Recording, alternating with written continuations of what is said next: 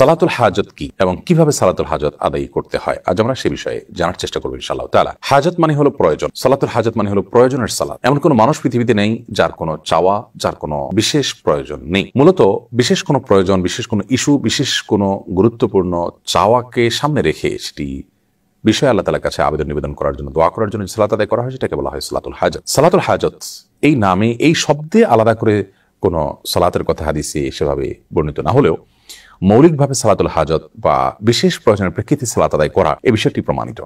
আপনার কোনো বিশেষ চাওয়া আছে, বিশেষ কোনো নিবেদন আছে, আবেদন আছে আল্লাহ তাআলার কাছে, বিশেষ কোনো প্রয়োজন আছে যেটি পূরণ হওয়া দরকার, এটি পূরণ হওয়ার জন্য আপনি বিশেষভাবে সালাত আদায় করবেন, এটি প্রমাণিত।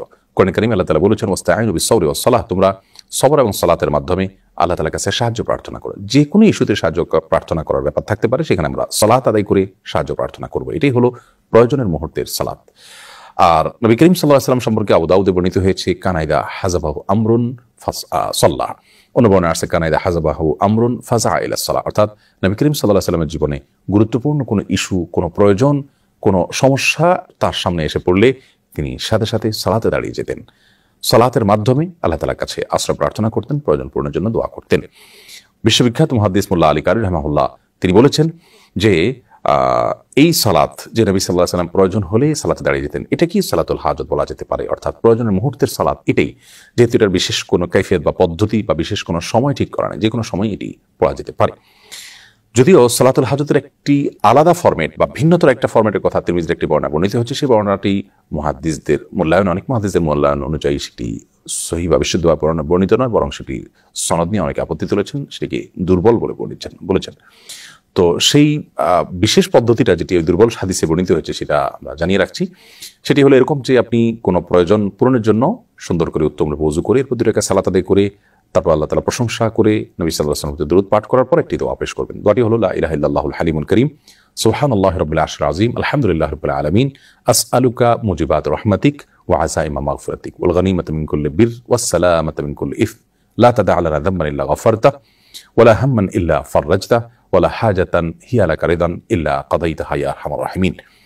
এই দোয়াটি শব্দের কিছুটা হেরফের সহকারে ভিন্নতরভাবে বর্ণিত হয়েছে, মূল জিনিস একই, যে কোনটা পড়লেই মূল উদ্দেশ্য হাসিল হতে পারে। দোয়াটির অর্থটা খুব চমৎকার। সেটি হলো আল্লাহ ছাড়া সত্যিকারের কোনো মাবুদ নেই, যিনি হালিম, যিনি করিম, যিনি মহাধৈর্যশীল, যিনি মহাকরুণার অধিকারী। সুবহানাল্লাহি রাব্বিল আরশিল আযীম, ওই আল্লাহর পরিচয় বর্ণনা করছি, পবিত্রতা জ্ঞাপন করছি, যিনি মহান আরশের রব এবং পালনকর্তা। প্রশংসা করছি ওই আল্লাহর, যিনি সকল জগৎসমূহের পালনকর্তা।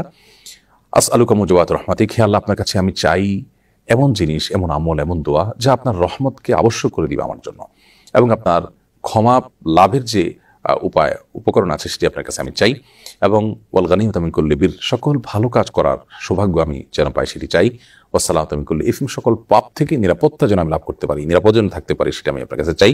লা তাদা লানা যামবান ইল্লা গফারতা, আল্লাহ আমার এমন কোনো পাপ যেন না থাকে যা আপনি মাফ করেননি, ক্ষমা করেননি, অর্থাৎ সবগুলো আপনি মাফ করে দিন। ওয়ালা হাম্মান ইল্লা ফাররাজতা, এবং এমন কোনো পেরেশানি যেন আমার না থাকে যা আপনি দূর করে দেননি, অর্থাৎ সব পেরেশানি দূর করে দিন।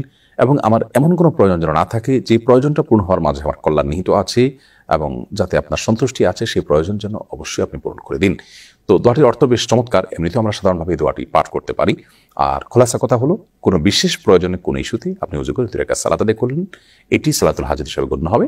আল্লাহর কাছে আপনি মন খুলে দোয়া করবেন, নিবেদন করবেন, ইনশাআল্লাহ বিদিনিল্লাহ যে কোনো প্রয়োজন আল্লাহ তাআলা আপনার পূরণ করবেন। এটি যে কোনো সময় হতে পারে। আর দোয়া কবুলের সময়গুলোতে বিশেষ গুরুত্বের সাথে এগুলো করা উত্তম, এই ধরনের দোয়া সালাত আদায় করা এবং দোয়া পেশ করা উত্তম, যেমন ভোর রাত এবং দোয়া কবুলের যে আরো সময়গুলো আছে সেই সময়গুলোতে। আল্লাহ রাব্বুল আলামিন সব ক্ষেত্রে আমাদেরকে নবী করিম সাল্লাল্লাহু আলাইহি ওয়াসাল্লামের সুন্নাহকে অনুসরণ করার তৌফিক দান করুন।